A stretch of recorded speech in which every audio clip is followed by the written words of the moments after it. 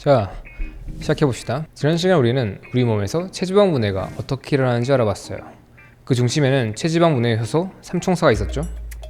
어떤 호르몬은 체지방 분해를 자극하고 어떤 호르몬은 체지방 분해를 억제한다. 이걸 다르게 보면 우리가 체지방 분해를 자극하는 호르몬에 노출될수록 우리의 몸에서 체지방 분해는 열려있을 거고요. 반대로 우리가 체지방 분해를 억제하는 호르몬에 노출될수록 체지방 분해는 막혀있을 거예요. 제가 살이 찌는 현상에 대해서 얘기할 때 반복해서 얘기하고 있는 게 있죠. 누군가 살이 찐다면 그 절반의 원인은 지방이 만들어지는 거지만 그 나머지 절반의 이유는 체지방 분해가 제대로 일어나지 않기 때문이다. 그리고 이 체지방 분해를 제대로 일어나지 못하게 만드는 핵심 원인은 체지방 분해 억제 호르몬입니다. 다이어트와 비만을 주제로 연구하는 건 쉽지 않아요. 이게 살아있는 인간이란 생명체의 에너지 대사를 연구하는 것이다 보니까 변수가 되게 많고요. 그리고 그 변수를 통제하는 게 쉽지 않아요. 그래서 이 주제에서 어떤 명제가 팩트다 라고 말하려면 꽤 많은 데이터와 논리 그리고 또 합의들이 필요해요. 그럼에도 불구하고 2019년인 지금 다이어트 분야에서 이걸 연구하는 사람 사이에서 부정할 수 없는 명제가 하나 있습니다. 그건 바로 인슐린은 체지방 분해를 억제한다 이거예요. 지난 시간에 우리가 체지방 분해 자극 호르몬을 다룰 때 아드레날린과 노르아드레날린 같은 호르몬들이 체지방에 작용해서 체지방 분해 효소 3총사를 활성화시키면 체지방 분해가 일어난다고 했어요. 인슐린은 이것과 반대로 작용합니다. 특히 인슐린은 체지방에 작용했을 때 체지방 세포 안에 있는 아디포스 트라이글리사이드 라이페이즈와 호르몬 센시티브 라이페이즈 이 두 가지 효소를 비활성화시켜요. 지방 분해가 일어나려면 이 두 가지 효소가 가장 중요한데요. 이 친구들 활동이 억제되니까 체지방 분해가 제대로 일어나지 않는 거예요. 체지방 분해 효소들은 인슐린에 꽤 민감해서요. 혈액 속에 있는 인슐린 농도가 조금만 높아져도 체지방 분해가 거의 일어나지 않는다고 봐도 돼요. 자, 그럼 우리가 이제 인슐린이 강력한 체지방 분해 억제 호르몬이라는 걸 알았으니까 우리가 주목해야 되는 건 언제예요. 언제 이 인슐린이라는 호르몬의 분비가 자극되는가.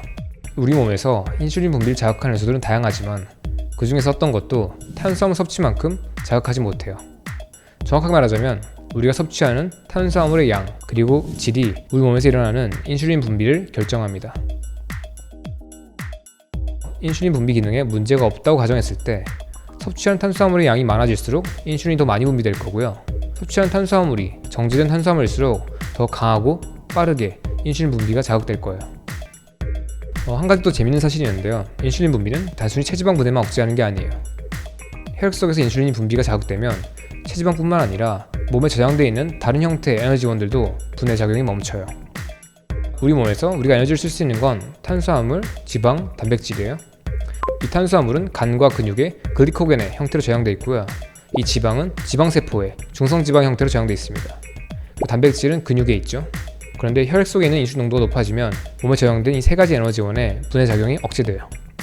더 나아가서 이 세 가지 에너지원들이 몸에서 합성되고 저장되는 작용이 활성화됩니다.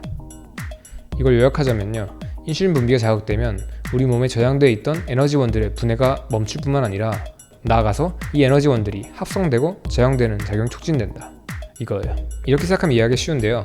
인슐린 분비가 자극됐다는 건 탄수화물 섭취를 통해서 다량의 포도당이라는 에너지가 몸속으로 들어왔다는 거예요. 이때 분비가 자극된 인슐린은 자신의 본업인 포도당을 처리하는 과정을 수행하면서 동시에 체지방이나 글리코겐 같은 다른 에너지를 저장하고 있는 세포들한테 이런 메시지를 던지는 거예요. 지금 에너지가 충분하니까 너희는 에너지를 분해하지 마. 근데 여기까지 이야기하면 어떤 분들은 인슐린이 마치 몸에 나쁜 호르몬 같이 생각할 수 있는데요. 그렇지 않아요. 우리 몸에 있는 에너지 대사 체계는 굉장히 정교하게 짜여져 있어서 우리가 그 대사 체계를 망가뜨리는 어떤 행동을 하지 않는 이상 문제없이 작동하지만 우리가 어떤 잘못을 하면 그거에 따라서 이 대사 체계가 교란이 와서 우리가 원하지 않는 결과가 일어나는 거예요. 인슐린이 문제가 될 수 있는 건 어떤 상황에서의 어떤 맥락이지 인슐린 자체는 아니에요. 이건 나중에 자세하게 다뤄볼게요. 오늘의 결론은 이거예요. 첫 번째, 탄수화물을 섭취하면 인슐린 분비가 자극된다. 두 번째, 인슐린 분비가 자극되면 체지방 분해 효소의 활동이 억제되어 체지방 분해가 멈춘다. 따라서 탄수화물 섭취는 체지방 분해를 멈추게 한다. 그런데 한번 생각해 볼게요. 우리는 탄수화물 중심으로 먹고 살아오고 있어요. 초, 중, 고등학교 때 급식을 한번 떠올려 볼까요? 반찬 3개가 있고 밥이 이렇게 있고 국이 있죠. 우리가 여기서 얻는 에너지의 대부분은 밥에서 왔었어요. 그리고 사실 우리는 요즘에 밥만 먹는 게 아니라 이런 빵과 면도 되게 많이 먹고 있고요. 이런 세 끼의 식사뿐만 아니라 그 외에도 사이사이에 편의점 같은 데서 간식도 사 먹고요. 그리고 카페 같은 데서는 달달한 음료들을 많이 마시죠.